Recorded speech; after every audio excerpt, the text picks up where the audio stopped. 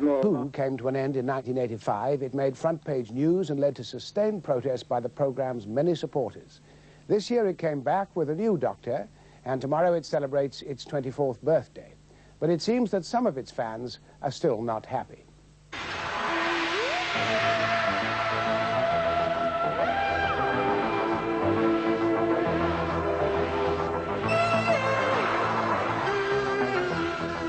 There's too much light entertainment creeping into it, which has deviated from that drive towards good Gothic drama.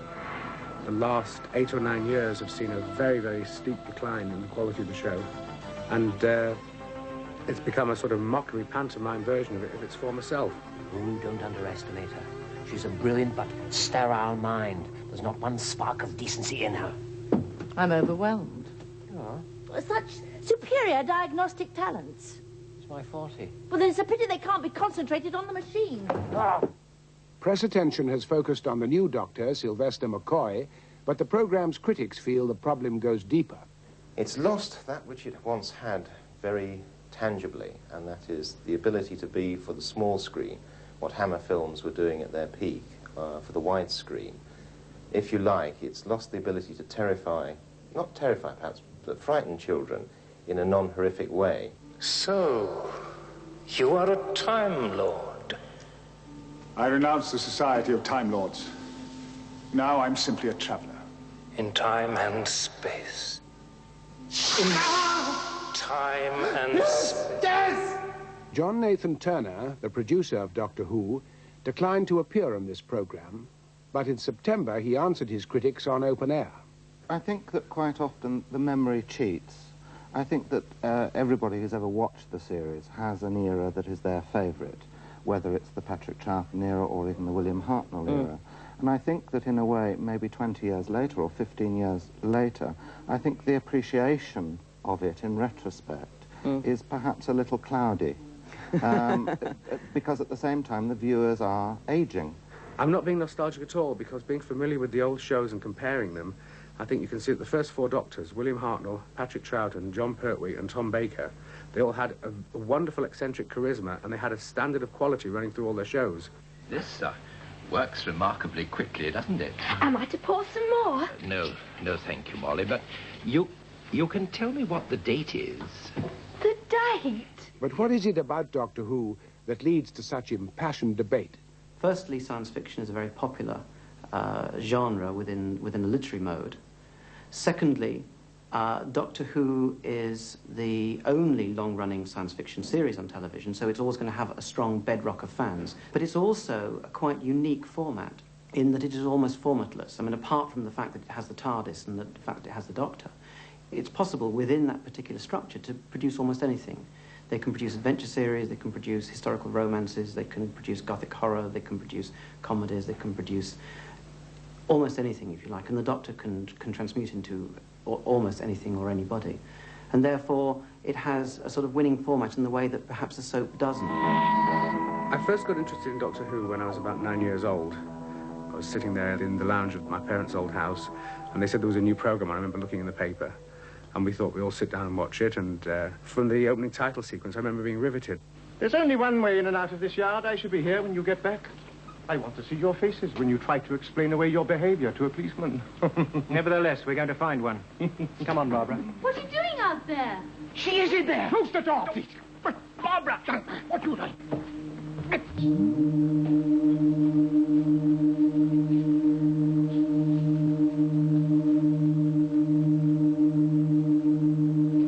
Close the door, Susan. I have seen every single Doctor Who episode that has ever been transmitted. There were actually a couple that I missed at the time when they were being actually on the air, but of course I've got them on video since then, so I am now in a position to say that I've seen every single one and missed nothing. And apart from getting a video collection together and having every Doctor Who apart from 118 episodes which are missing and lost forever unless some private film collector turns up copies, we've got a pretty amazing collection of TV scripts from the series. A lot of original props, including sort of like a 5-foot servo robot from a Patrick Troughton episode, which is so big that we had to sort of half dismantle the cellar to get it down in there. A couple of hundred, you know, the old black and white film recordings. I like to keep them on film, that way if the video's damaged, the film is preserved. And a lot of sort of books from around the world, a lot of American magazines on the show, and a lot of British magazines like Doctor Who Bulletin, which examines the history of the show.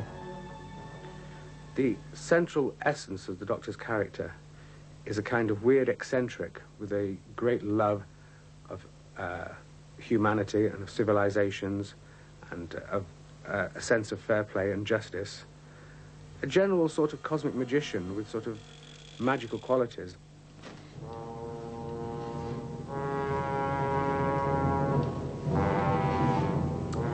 Historical background for Doctor Who is very interesting in that it comes into being in the early 60s.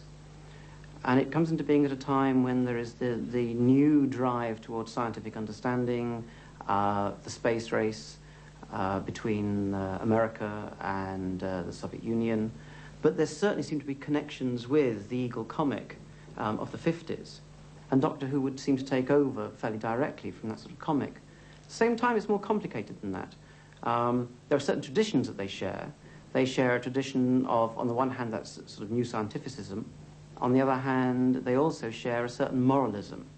The sort of deep pacifism that runs through Doctor Who would seem to be part and parcel of the sort of the BBC's own very, very liberal, in some ways rather Christian values that it embodied at that stage. The essence of a Doctor Who is what each actor brings to the role himself, and also how that's then qualified by the sorts of programmes that each individual producer then wants.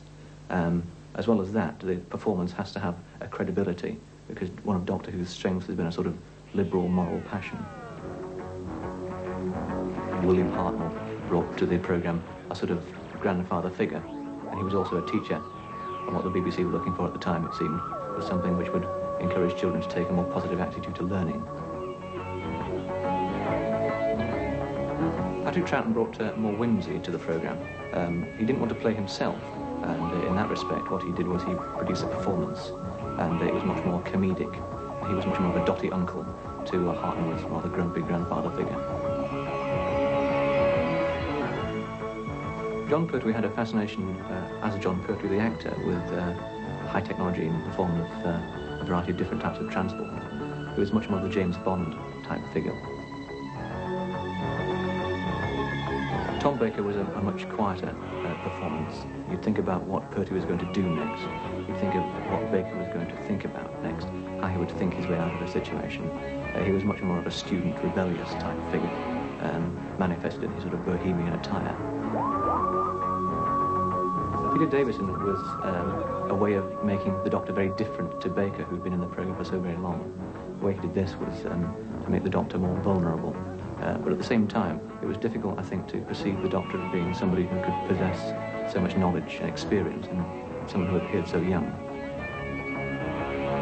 I'd like to think that Colin Baker didn't bring an awful lot of himself to the performance, because actually his Doctor was extremely unlikable. He was brash and arrogant, and had bad taste. And again, it's difficult to invest a lot of confidence in a figure who has such faults. The new Dr. Sylvester McCoy, he said in taking the role that he wants to make it like Magnus Pyke or David Bellamy, to make the performance such that it's somebody who's manically involved and enjoys everything he does. As regards the long-term future of Doctor Who, Michael Grade, before he left us, said the jury was still out. If they decided to scrap Doctor Who tomorrow, you'd lose the most flexible format that the BBC has ever had in the way of a drama series that can appeal both to the young and to the old. I think what you want to do is more to bring eyesight to the blind rather than take the guide dog outside and shoot it.